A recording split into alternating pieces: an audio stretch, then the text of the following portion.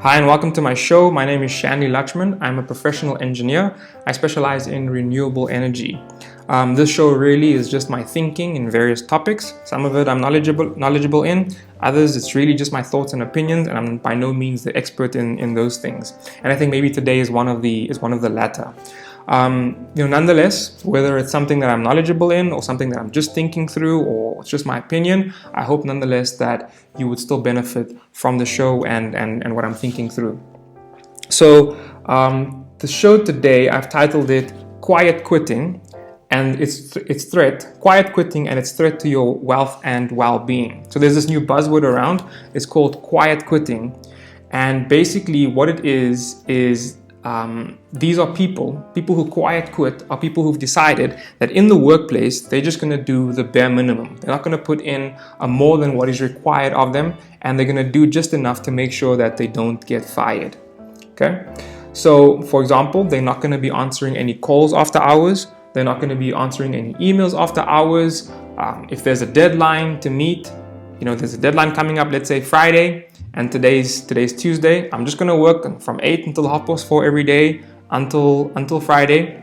If I meet the deadline, great. If I don't meet the deadline, that's just how it is. But I'm only gonna be putting in a certain number of hours a day and no more than that. And I'm not gonna, obviously, I'll put in enough hours to make sure that I don't get into trouble for doing my own thing during work hours.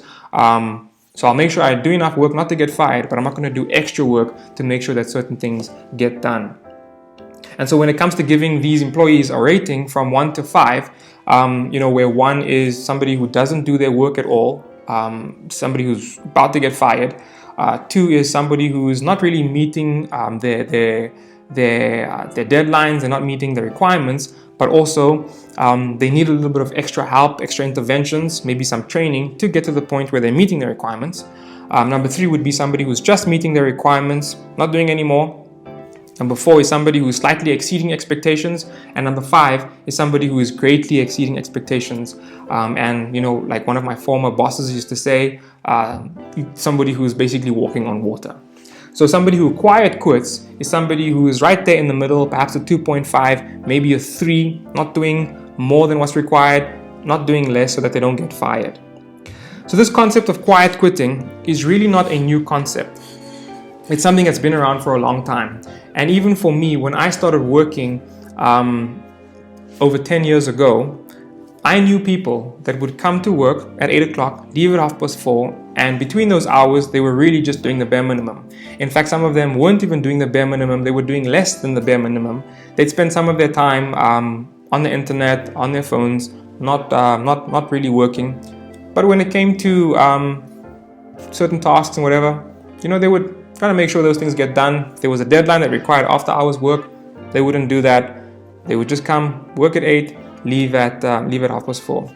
In fact, I remember one person who did not want to get their professional registration. They didn't want to register as a professional engineer. And the reason they didn't want to do this was because they didn't want the extra responsibility that came with being a professionally registered person. So quiet quitting, the concept, the idea of doing just the bare minimum has been around for a long time. But this term, quiet quitting, is perhaps a new term. And I think the reason why this new term, quiet quitting, exists is because of the greater awareness of mental health issues. Why do I say that? Back then, you wouldn't call somebody who did the bare minimum a quiet quitter because the term didn't exist. You would say this person has a bad work ethic. But in today's world, where we think more about mental health issues, there's a greater awareness of the reasons why people behave a certain way. So if somebody has a bad work ethic, there must be a reason for that. Maybe this person is facing some mental health issues. Maybe this person is reaching a point of burnout and they can't work anymore. And so instead of labeling it bad work ethic and giving it this negative connotation, like there's something wrong with you, rather we use a term that's a little bit more palatable, a little bit more acceptable, quiet quitting. And that maybe is a way to be more empathetic, perhaps, with this person, understanding that there's a reason why they're behaving a certain way, and that reason is something that's not necessarily just because they're a bad person, a bad worker. I think maybe that's why we have this term quiet quitting. So I've alluded to it, but what are the reasons why somebody would quiet quit? Work-life balance. So this person perhaps may feel that they're spending too much time at work and not enough time working on their physical health, on their mental health, perhaps with their family and with their relationships. And there's an analogy that I heard many years ago. You might have heard it as well. It's this idea of juggling certain things. So the analogy goes like this. You as a person are juggling a few balls. And these balls are made of different materials. Some of them are made of wood, some of them are made of glass, and some of them are made of rubber. And the analogy goes that, for example, these balls could be work, it could be your family, it could be relationships, it could be romantic relationships, it could be your spirituality, it could be your community. And the analogy goes that these different balls have different materials, and based on their materials, that gives you an idea whether or not you can drop that ball. Okay? So it'll say, for example, that family or your relationships or your marriage is a glass ball. And if you drop that one's made of glass, so if you drop it, it might shatter, it might break, and it's difficult, impossible to repair. So the analogy also goes on to say that work is a rubber ball. So if you drop work, it bounces and it basically bounces back. So the concept or the idea is that if you drop work, you can get it back again. So if you're going to drop anything, rather drop work because it's going to bounce back again. And from this, we developed the idea of having a work-life balance, making sure that all these other aspects of your life are taken care of. And if you're going to drop anything, drop work because it bounces back. So let's look at some of the disadvantages of this kind of thinking. Disadvantages of thinking that dropping work is okay. Now again, title of the show, Quiet Quitting and its Threat to Your Wealth and Well-Being. I believe that quiet quitting, as good as it may sound, as good as it may be in terms of the reasons that you have for quiet quitting, it might not be so good for your mental health or for your health in general, and your well-being and your wealth, as it may be portrayed to be. Okay, so firstly, is work really a rubber ball? If you've ever been on the interviewer side of an interview table, okay, so somebody is applying for a job and you are sitting on the side of the table where you're interviewing this person. You are trying to find out if this person is good enough for this job that you have. If you've ever been on the interviewer side of the table, you will know that it's very important for the person that you're interviewing to demonstrate that they are able to do this job. And if you get the slightest idea that this person is going to drop you at a point where there's an emergency or there's a deadline, if you get any idea or any sense that this person is going to drop you at a time when you most need it, that kind of sends some shivers inside you, and you're not comfortable that you can hire this person. So you move their CV aside, you end the interview. Thank you for coming. Thank you very much for coming. I appreciate it. And then you go for the next person. And you are more likely to hire the person who you know will put in the extra effort, put in the work, do what's required of them, even go the extra mile, even if it's not an extra mile, the extra few hundred meters, to make sure that the work gets done and it gets done properly. So what makes quiet quitting dangerous is that if you are a quiet quitter, it's very difficult for you to convince the person that's interviewing you that you can be that person who's going to be there at a time when your boss most needs you.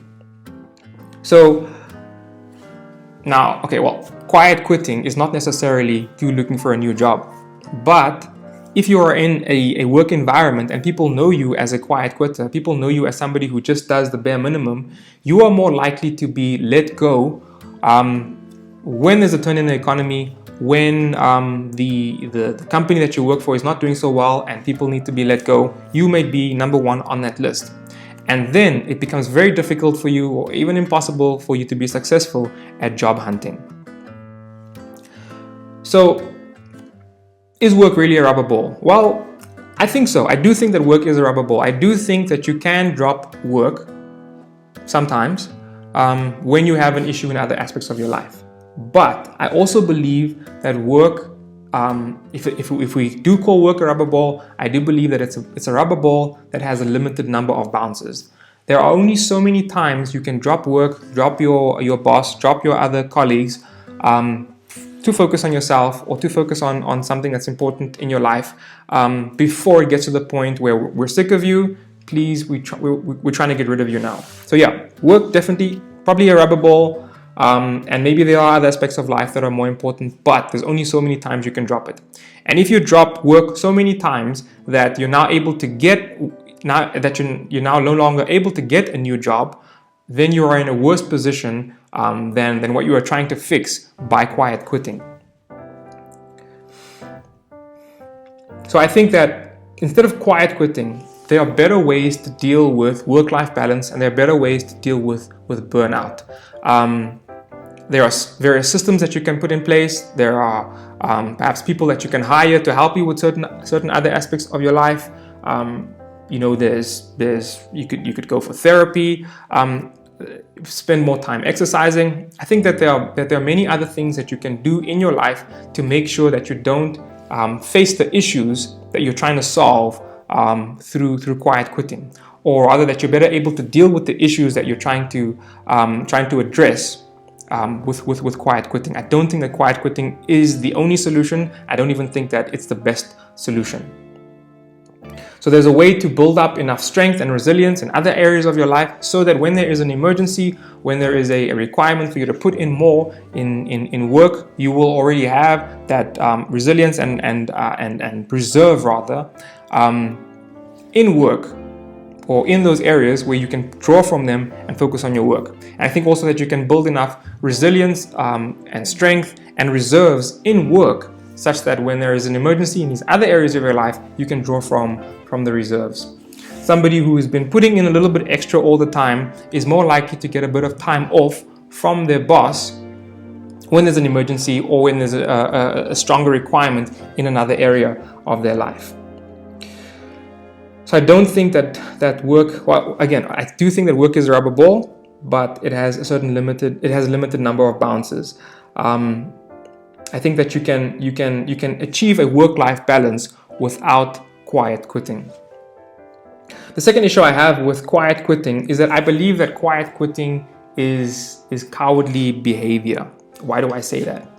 Well, the reason it's called quiet quitting is because you're doing it in the quiet. You're doing it in a way that you don't want people to notice that this is what you're doing. People most likely will notice, but perhaps quiet quitters, when they're doing it in such a way that they're trying to be under the radar. You don't want to give off the impression that this is what you're doing, but you're still doing it. And so for me, I feel that that's quite cowardly, because of the fact that you're doing it in secret. In other words, you don't have enough courage to tell your boss and to tell your fellow workers that this is how I'm going to be working from now on. Okay? I don't think that there's anything wrong with setting healthy boundaries in the workplace. I think that you can set healthy boundaries and still be able to do a little bit more than what's expected of you at certain times. Okay, you could have a conversation with your boss and say, "Listen, I can go this far, but I can't do that." You know, for example, let's say you are already in a situation where you're doing a little bit extra, and your boss comes and he wants to put a little bit more extra on your plate. If you are somebody with courage and you're not cowardly, you can tell your boss, "This is a little bit more than what I can handle at this point." And if you have a good boss, if you have a reasonable boss, you would be able to negotiate with them and say, "Look, maybe let me not focus on this one thing anymore. Let me rather do this for you because I see that it's urgent," and then have those kinds of negotiating conversations. If you're not able to negotiate with your boss like that, then again, quiet quitting is not the solution. somebody who is working in a place where they can't negotiate with their boss when it comes to certain demands, perhaps they shouldn't be in that work in any case. And perhaps quiet quitting is not the solution, but rather actually quitting for real is the solution. Quitting for real and finding a job somewhere else. The reason why you wouldn't want to tell your boss that you're going to be putting in the bare minimum is because you believe that, or you think, or you have this fear, this inward fear that if I do tell them that this is how I'm going to be working, doing the bare minimum, then I'm going to get fired. And again, to me, that is cowardly behavior. You don't have enough courage to go and tell your boss these are the circumstances or the set of boundaries that I would like to have. So there's a fear of getting fired. There's a fear of describing, or there's a fear of being open with your requirements or with your boundaries because you are afraid of getting fired. If that's the case, either you have a bad boss or you are behaving cowardly. And if you have a bad boss, quit for real. If you're behaving cowardly, really sorry about that. Not really anything that you can do about it, other than perhaps gain some courage and do what you need to do. Have that conversation and negotiate the boundaries. One of the reasons why it's difficult to negotiate boundaries is because you might not have other options. So you might not be in a position to actually quit. And the reason you may not be in a position to quit is because perhaps your CV is not up to scratch. Perhaps you haven't been working on skills, developing some skills, workplace skills that'll put you in a position to get a job at a different company. So you're not in a position to quit, and because you're not in a position to quit for real, you rather quiet quit. And so the solution to that is put yourself in a position where you have other options. Work on your CV, do some courses, and do some job hunting. Put yourself out there, go for interviews, increase your options. That'll make you less cowardly. It'll give you more courage to be able to have those conversations of negotiating with your boss. And if things don't go the right way, at least you know you have other options. You can leave and quit for real. If you need to quit because your boss is not good at negotiating, or there's an issue, there's a personality issue, there's a struggle with your boss, again, having worked on yourself in terms of fixing your CV and getting some skills and applying for some jobs, that at least puts you in a position where you can leave your boss.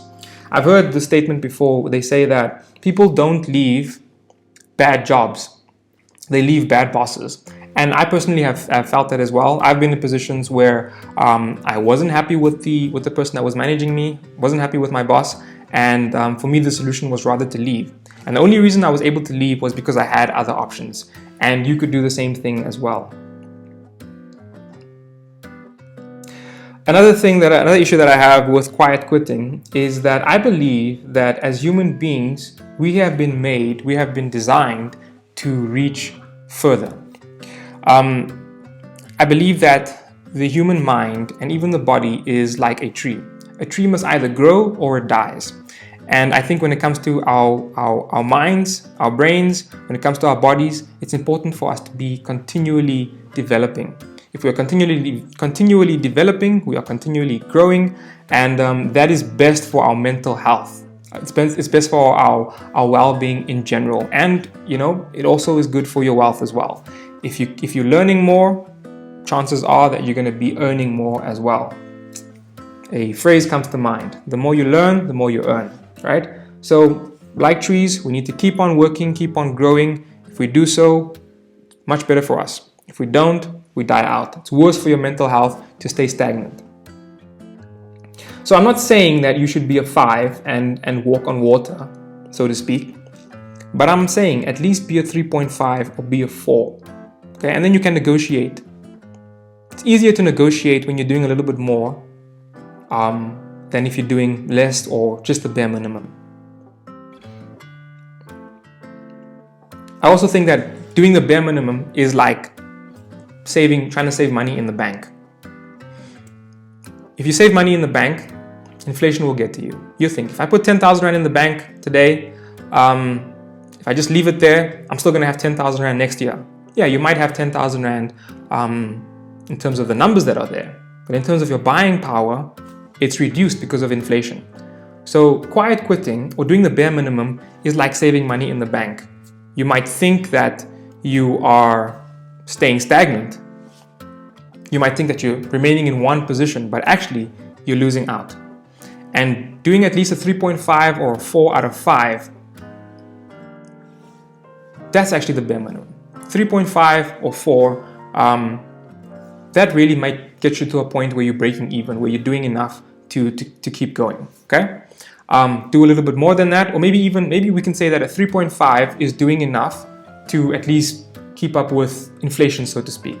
Doing a 4 is enough to get to the point where you're at least doing a little bit better and you're getting ahead.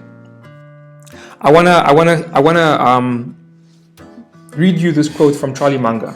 Charlie Munger said, "Spend each day." Well, firstly, Charlie Munger is Warren Buffett's lifelong business partner. Made a lot of money, like Warren Buffett. And if we're thinking about people that we can take advice from, this guy is really up there in terms of what he can offer us. Charlie Munger said, "Spend each day trying to be a little wiser than you were when you woke up. Discharge your duties faithfully and well. Slug it out 1 inch at a time, day by day. At the end of the day, if you live long enough, most people get what they deserve." So again, Charlie Munger is not saying that you should be a 5 where you're walking on water. He's saying just spend each day trying to get a little bit wiser. So we're looking at a 3.5, maybe a 4, okay? And he says, slug it out inch by inch, 1 inch at a time, day by day, little bit by little bit, right? That's how you get ahead, he says.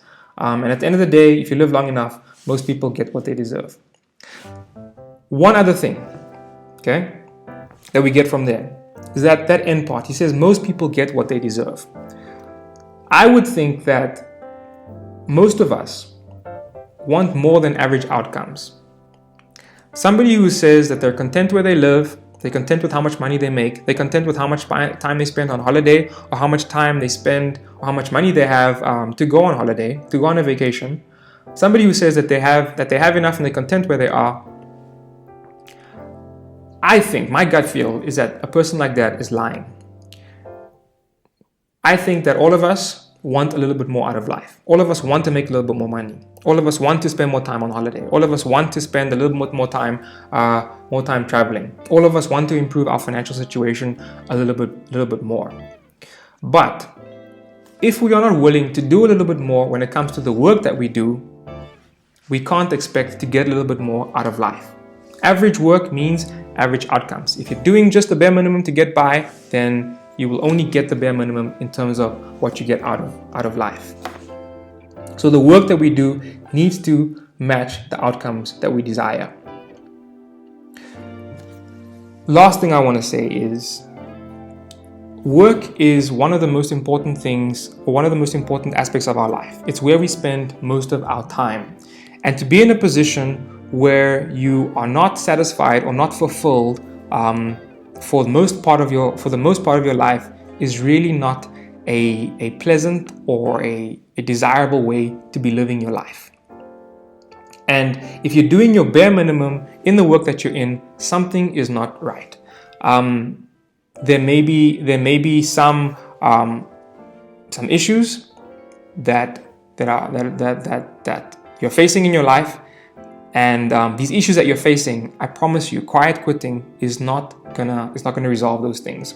Perhaps you need to find out where you will thrive. Okay, there are things that we get excited about naturally as human beings, and it may be the case that you just haven't found out what work it is that will be able to make you thrive. What area, what industry, or maybe the type of work. Perhaps you are working a 9 to 5, 9 to 4, 8 to 4 job, and perhaps you need to be in a business environment, but it's better for you to find out who you are as a person, know what your personality is, do a personality test, do an aptitude test, a psychometric test, find out who you are as a person and where you are most likely to thrive. and then change your circumstances, change your job, change your career, to be doing something that will help you to thrive. I think that's a far better way of dealing with the issues that you're facing at work than to be in a situation where you're working, doing just the bare minimum in a job you don't like for a boss that you don't like. So find out where you thrive, and perhaps this might be a better solution for you than to quiet quit. So these are my thoughts on quiet quitting. I hope it's been helpful to you. I'd really like to hear some questions that you might have. I'd also like to hear some comments, maybe some of the things that you disagree with. I'd also like to hear what you do agree with, and let's have a bit of a chat on that. You can do so.